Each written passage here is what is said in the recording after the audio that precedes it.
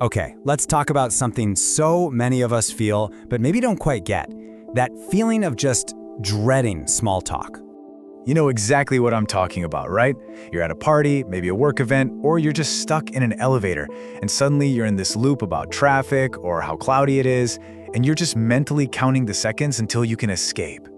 Well, if that sounds like you, I've got some really good news. You are not rude, you're not antisocial, and there is absolutely nothing wrong with you. Turns out what you're feeling isn't some kind of personality flaw, it's actually a pretty fascinating cognitive trait. So to really get this, we have to completely reframe the problem. This isn't about you avoiding conversation, it's about the kind of conversation your brain is actually wired to hunt for. This breaks it down perfectly. See, on one side, you have what we can call filler. You know, the weather, traffic, basic weekend plans. They serve a purpose, sure, but they don't ask much of your brain. But on the other side, you've got substance. This is where we talk about big ideas, what we're passionate about, real experiences. And for some of us, that substance isn't just a nice to have, it's a must have. And this quote just nails it. It's not that you want to push people away, it's that you have this deep, powerful need to connect on a level that actually means something. So why? Why this intense craving for something deeper? Well, the answer is actually hidden in the neuroscience of boredom. It's all about what's physically happening inside your brain when you're stuck in a shallow chat. The key idea here is something psychologists call higher cognitive stimulation needs. Basically, it just means some brains are wired to need more complex, new, and interesting information to stay engaged. Think of your brain like a high-performance engine. It needs high-octane fuel to run right. Filler conversation is like low-grade gas. And what happens when you put the wrong fuel in that high-performance engine? It sputters. It's the same with your brain. When it's fed a diet of conversational filler, it just starts to disengage. And this isn't a conscious choice you're making, it's a biological reaction. Your brain is literally checking out. And this brings us to a little brain chemical you've probably heard of, dopamine. Dopamine is a huge part of our brain's reward system.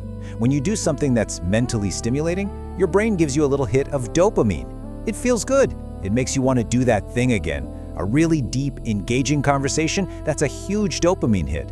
But small talk? Well, for a brain that needs high stimulation, it just doesn't trigger that release. There's no reward. So let's walk through the chain reaction. Step 1, the small talk starts. Step 2, your brain immediately realizes, hey, this isn't what I need. Step 3, because of that, the dopamine reward system doesn't kick in. And the result? Step 4, your brain goes into energy saver mode and just disengages.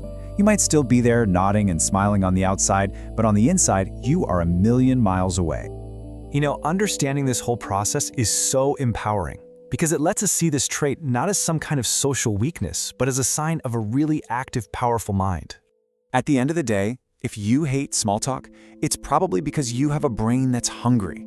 It's hungry for ideas, it's curious about the world, and it's just plain eager to connect with people on a level that actually matters. So what's the big takeaway here? What do you do with this? Well, first, just accept that this is how your brain is wired. It's okay. And it's more than okay to try and find more stimulating conversations. Give yourself permission to ask a more interesting question, to steer things in a deeper direction. Or, just seek out the people who you know you can have those great talks with. Honestly, just understanding why you feel this way can completely change your social life from something draining into something energized. And that's really the bottom line, isn't it? It was never about being antisocial. It's about being pro-meaning.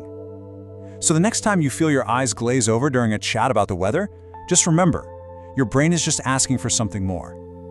The only question is, how are you going to go find it?